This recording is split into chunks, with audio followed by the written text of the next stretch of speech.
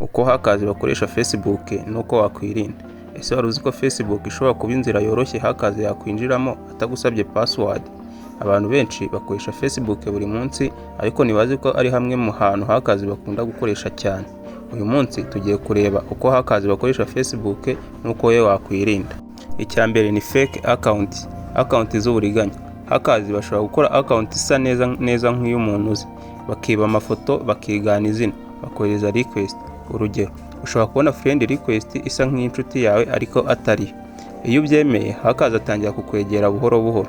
Isomo: ntukemere friend request utizeye neza. Kabiri ni phishing link. Ushobora kubona message igira iti reba iyi video yawe, watsindiye amafaranga, warangiza ugakanda link, ukahita usabwa login kugira ngo winjiremo. Aho niho hackers ahita afata password yawe, iyo uyinjijemo ahita ayibona nawe. Isomo: Facebook ntizagusaba password ukoresheje link yo muri message. Gatatu ni account takeover.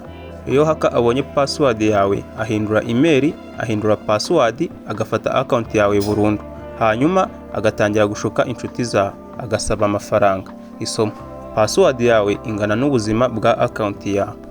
Kane ni social engineering. Hackers ntibakoresha code gusa, bakoresha ubwenge bwo gushuka. Urugero, hackers ashobora kukwandikira nk'inshuti yawe akubwira ikibazo cyihutirwa, akakubwira wenda ngo ndi mu kibazo, nyohereza amafaranga. Isomo: banza wemeze neza uwo muntu mbere yo kwizera ibyo akubwiye. Gatanu ni malicious app and quizzes. Hari igihe ubona reba uwo uzakundana nawe, menye usa nkawe, ugakanda ikagusaba access kuri Facebook yawe. Hackers ahita abona amakuru yawe.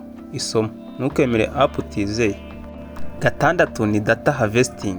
Facebook ifite amakuru menshi, amazina, aho uba, inshuti zawe. Hackers bayakusanya bayakoresha mu kugushuka neza cyangwa mu kugutera attack. Isomo: ibyo ushyira kuri Facebook bishobora gukoreshwa mu kuguhakinga. Karindwi ni uko wakwirinda.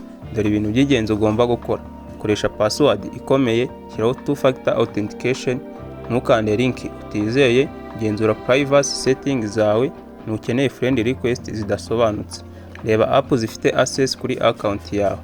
Ibi bigabanya cyane amahirwe yo guhakingwa. 8 ni uko wamenya uko account yawe yatewe: message utanditse, post utashyizeho, login alert zitamenyerewe. Ibi ni ibimenyetso by'uko hari ikibazo. 9 ni icyo wakora niba wahakinzwe: hindura password ako kanya, sohoka muri device zose, report account kuri Facebook, bwira inshuti zawe ko account yawe yibwe. Byihutire kuko hacker ashobora gukoresha account yawe nabi. Facebook ntabwo ari mbi, ni nziza kubera yuko idufasha kuganira n'abandi, ikaduhuza n'abandi bantu benshi tutazi, ndetse nyine ikagufasha no gushira irungu mu gihe ufite irungu n'ibindi byinshi bitandukanye. Ariko uko uyikoresha nibyo bituma iba umutekano cyangwa ikibazo.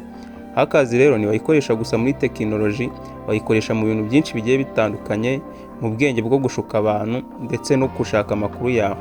Rero iyo umenye uko ibyo bakora aba hackers, uba umaze gutsinda igice kinini cy'urugamba. Komeza ukurikirane Sibo James Tech and AI, kandi ntuzibagirwe subscribe, like, share na comment. Igihe twabanye nitwa James, akomeje guhabwa ikaze. Kwiga AI mu buryo bworoshye, subscribe Sibo James Tech and AI.